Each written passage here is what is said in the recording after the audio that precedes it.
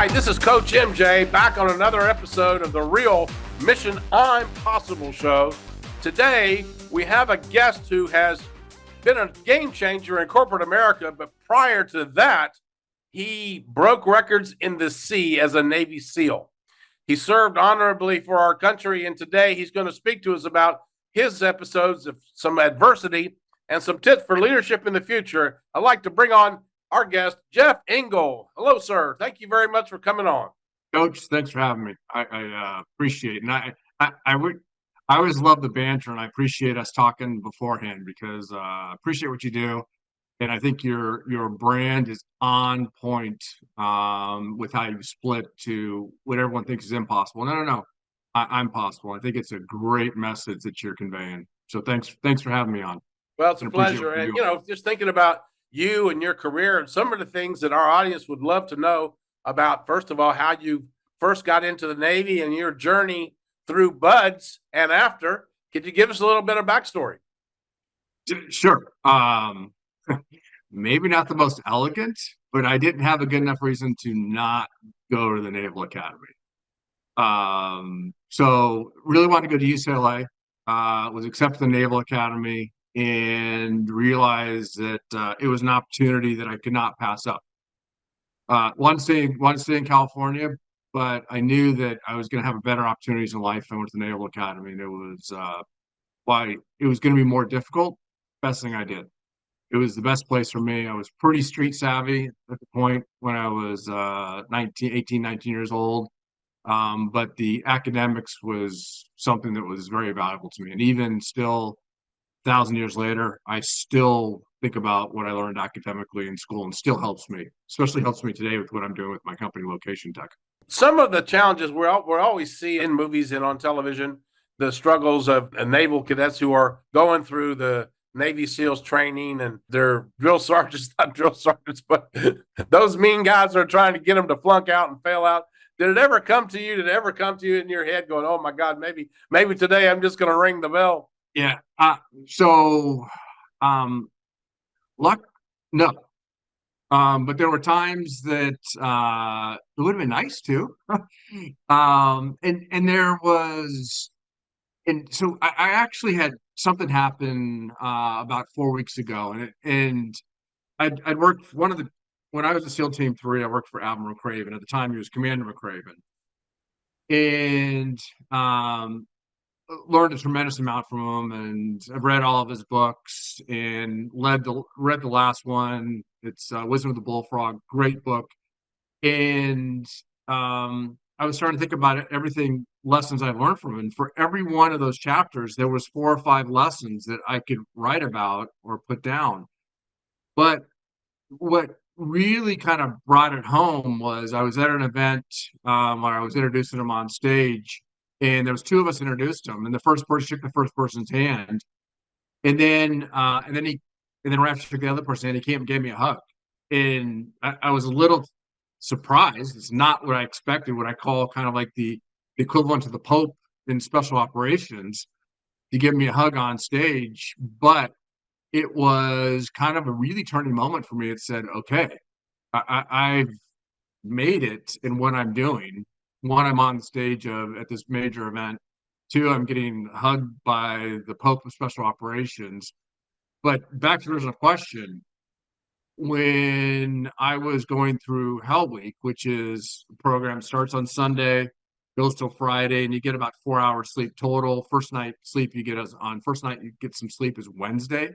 So you've gone Sunday to Wednesday with no sleep. You just keep moving. But one of the events was down in a demo pit, and we're in this area, and it's cold, it's wet, you're miserable, you're like freezing, like just miserable.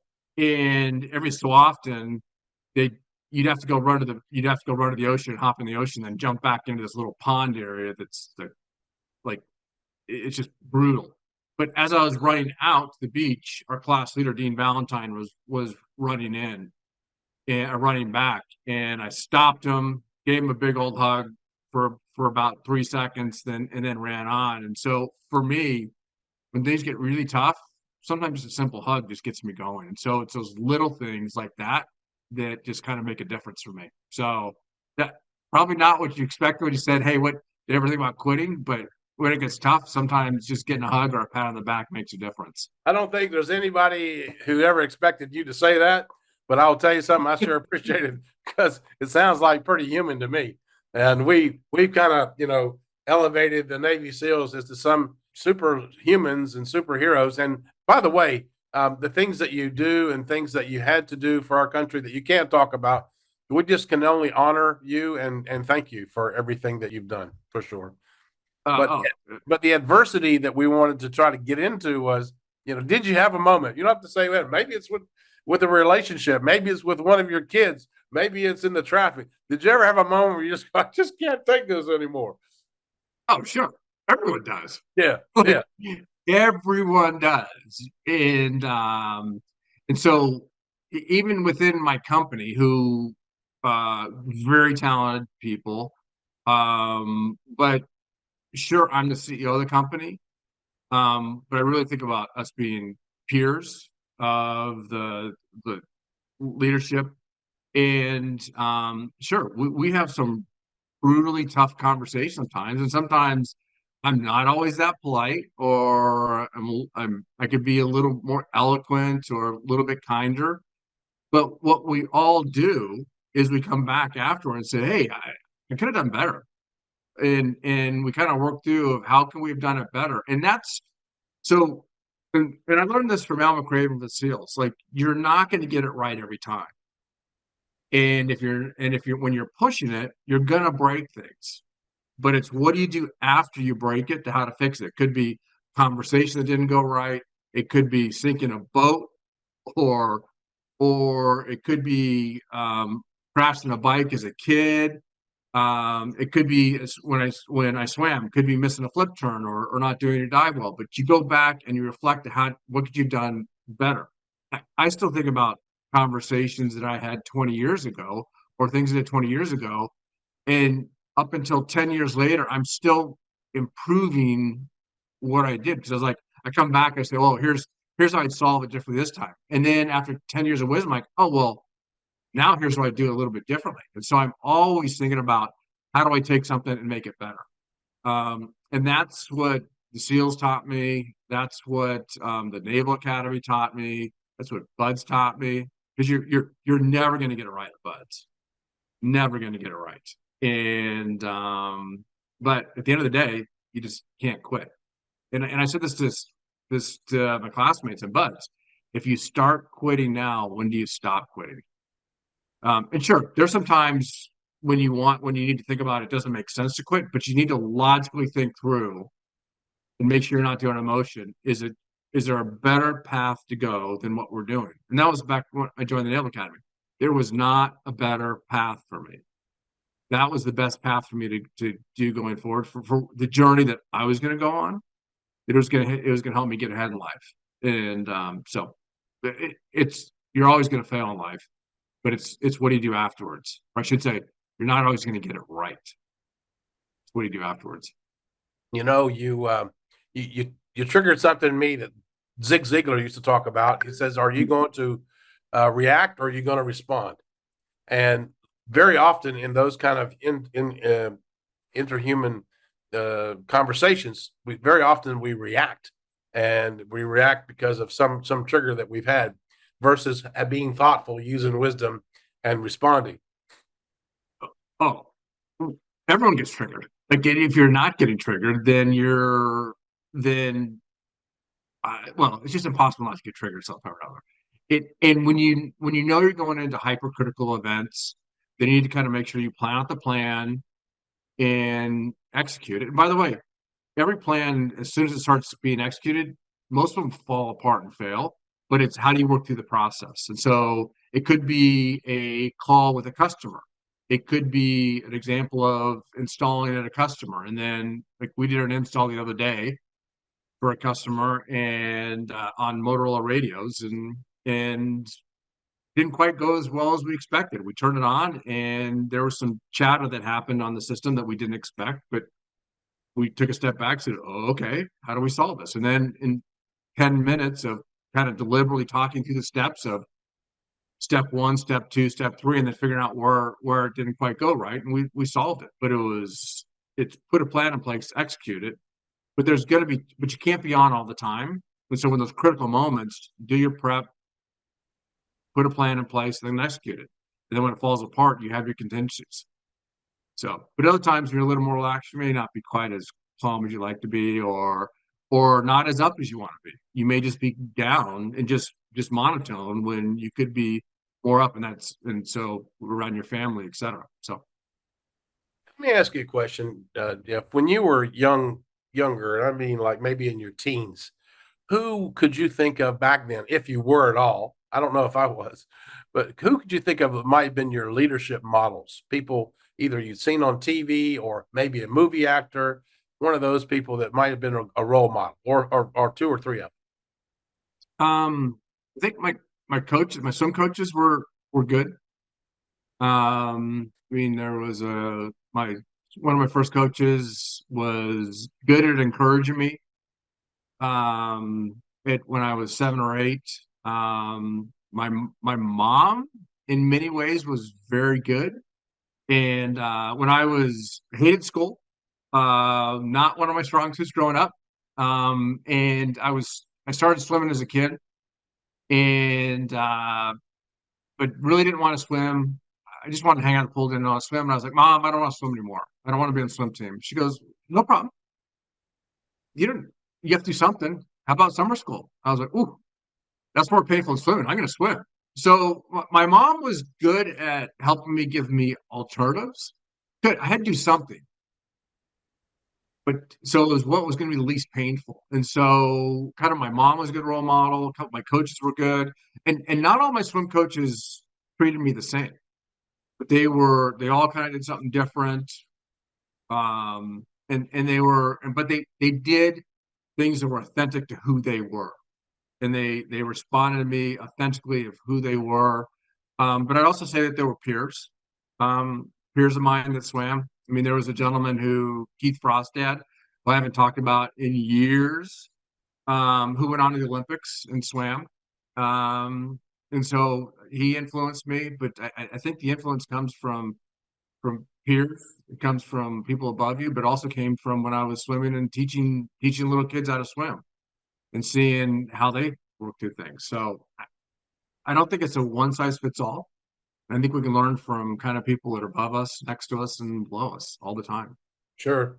I think that kind of brings me back into the impossible syndromes, because we sometimes we do things, we get pushed to a certain level, maybe, and you had this in buds, I'm sure, like everybody else who went through buds, you reached a point because I don't know if I could go on one more step, but you did. You found a way. I don't know if I could swim one more lap, but you found a way. You did it.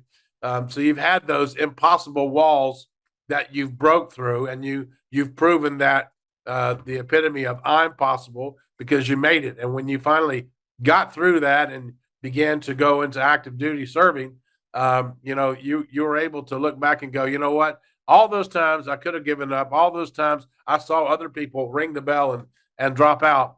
I stuck with it. And so perseverance, dedication, and perseverance, dedication have been two of my best friends. Yeah, and I also think it's about, so sure, it has to come from within, but it's also helpful when you're surrounded by others that have the same mentality. And there's been a lot of talk in the like, hey, is Bud's too tough, or is work too tough, and anything else? And not everyone's right to be on the team. And so in Bud's, at least 70%, probably more likely more than that, quit. So they're choosing to go a different path. Nothing wrong with that. And some of the 70-80% are medical reasons. Nothing wrong with that. It just means this path isn't right for them. And I see the same thing in there's a ton of things now, especially as I've done more and more in the business world, 20 plus years after the SEALs. It's the same thing, getting the right people, because there's some people I've worked with that are very talented, but they're not right for what I'm doing at Location Tech today. And one of the things and one of the reasons I ended up I ended up buying location tech, or buying the technology, which is now location tech, for the simple fact that the technology at the time was just okay. But the reason why I bought it was because the talent that was part of the team. I knew that I would never be able to work with this quality talent again. And so, like, when I was in sales, I worked with some really, really qualified people. Like, one of the guys is up for the Medal of Honor right now. He has the Navy Cross, but it's being looked at to be reviewed. Another gentleman was one of the shooters from the Captain Phillips hostage rescue, where, if you remember, the movie was made about it. And there's been a couple of Mike Day, who was shot 27 times, who unfortunately committed suicide, which is an issue in our community. But all these were doing things that were just impossible, but because they systematically worked through it. So so Yeah, it is something that you just touched on, and adversity doesn't exactly go down with everybody's appetite. Some people are more resilient. I think the adage is, if you try to be an oak tree in a hurricane, you'll find out that it's the willow trees that survived. Um, and having that I have to flexibility. write that one down. Yeah. Well, it's really, I mean, honestly, it's really true. The older we get, the wiser we seem to get, and that's something that we're definitely, back in those days, though, we thought, oh, let's be an oak tree.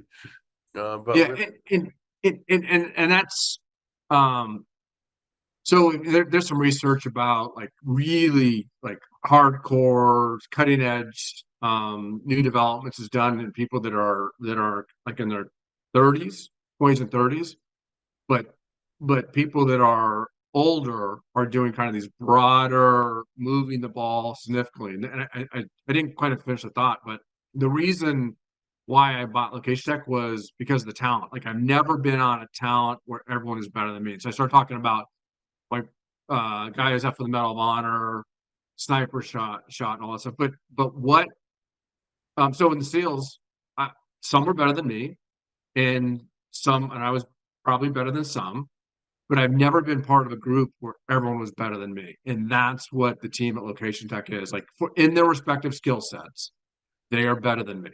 And so I knew I would never have that chance to do that again. And so some people on the team actually kind of get frustrated with me that I keep talking about that.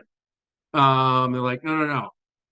No one cares that we spent 25 plus years at Qualcomm and took stuff from R&D and put it all the way to implementation. Sure, we did it with third the team as everyone else. No one cares about that. What they really care about is that what you're going to do as a Navy SEAL. And what I've realized, and been talking a couple things, is it's actually really all of us together. And so they do things that I can't do mentally, and I just can't do, but there's things that I'm able to do that they're not able to do. And so what Location Tech does is we do indoor geolocation.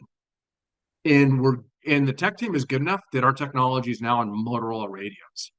So Motorola radios use us for indoor location. So you push a button on their radio inside a building, and it'll give you the right floor and right room in the building.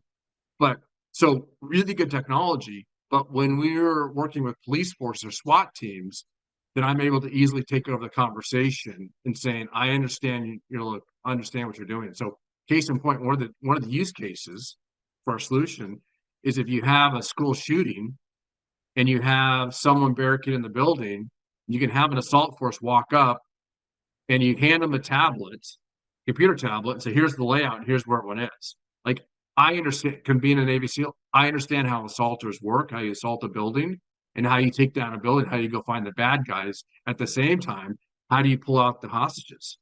And so great, sure, we have great technology, but what we have is we have this ability of really good technologists that are cutting edge and best of breed. But then we have what I learned from Al McCraven and others of how do you run a team and how do you run an assault force. And so we're able to talk to the responders in a meaningful way, but we're able to do it in a technology advanced way. So but it really goes back to, I bought Location Tech and gave and then we split up the company. So because of the raw talent, that it was just so good. So it's so back to original point. It's not about the individual; it's about the people you're around. And so the 30% that are still part of the team are the ones that still want to be there. And when you find people like that, you hold on to them. You hold on to them dearly, and be grateful for it. Those are when you do something amazing. It's very telling. So many people in leadership positions, I wouldn't call them leaders, but leadership positions who think that they have to compete with their team. They have to be the smartest guy in the room, and they have to have all the ideas, and they're controlling, and they diminish their team, and they don't really hold on to them at all. So that they lack that leadership pixie dust that you've picked up from all your experiences, because how you talk about your team is very nurturing. And who would not want to sit down at a dinner with you, knowing full well as that if I'm a member on your team, I know already how much appreciated I am sitting at the table. And that's only going to foster my own productivity and give me more reasons to contribute to be appreciated even more and more. So it's a great centrifugal force of positivity that your leadership style obviously has settled onto. And I think it's admirable. Oh, thanks. I remember, and I know the guy won't remember this thing, but we talked earlier about not always getting it right and kind of losing our cool or losing our temper or snapping like that. But I remember I was on a patrol once, and my point man, who like awesome, like really good, but he kind of did something that, and actually he was right. Let me be very clear. He was right. And he was in charge. He stopped us, rallied us up, and I was kind of like, "Hey, that's my job to say that."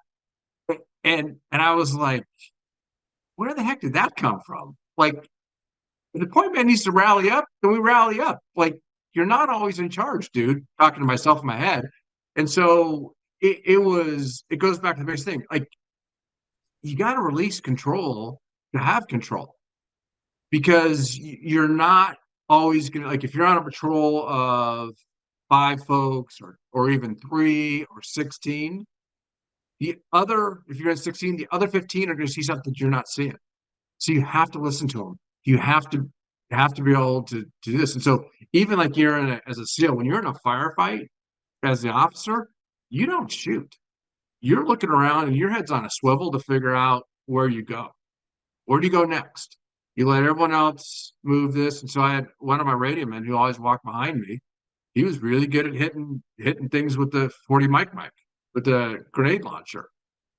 But at the same time, I knew he was locked into what he was doing. So if we got up to move, I knew I had to grab him or else he'd stay on the ground. And so there's people that do things really well. So you have to, when you know they're not quite as good at something else, you have to grab and move them. But I learned from Chris that, hey, you can't control everything, because sometimes they're going to see things you're not going to do. And there's other things that people are really good at something, but if they have weakness somewhere else, then it's okay. They're not going to be perfect at everything, and they shouldn't be. Because where they not quite as good at something else, they're really good at something else. So you find those things and you help enhance them. And that's back to the original thing. One of my swim coaches, was Coach Bone, was very good at doing that. He helped bring out those kind of that inner ability to just kind of go where others hadn't gone. So, and you just kind of helped me believe in myself. Goes back to your point. I'm possible.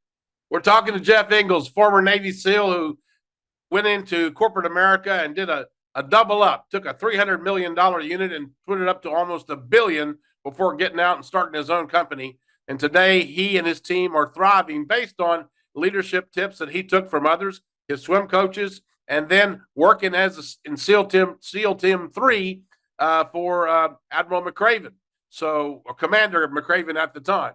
And he shared some of his tips with us today. Jeff, I want to thank you. And I'm going to ask you one last question as a parting shot for our audience. Could you give us a go-to for something that you might think about yourself anytime you feel like you're up against the wall, something that you use to kind of push yourself through? Is there anything that you could think of? Yeah. do this pretty often. I do it actually on the weekends usually. Take a step back and think about where am I trying to get to?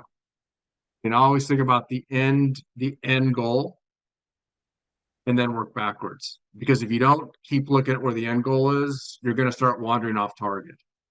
And by looking at the end goal, it helps you recalibrate. Am I still on track, or have I deviated off? And so when I get lost, overwhelmed, or anything else, taking a step back and looking about where do I need to go? What am I trying to achieve? And that's, you kind of apply that everywhere else. I'm pretty heavily focused on my company right now. And so I do that. I spend Sundays, a couple hours on Sundays, just thinking about that for the company. So that's probably the one parting thought I have.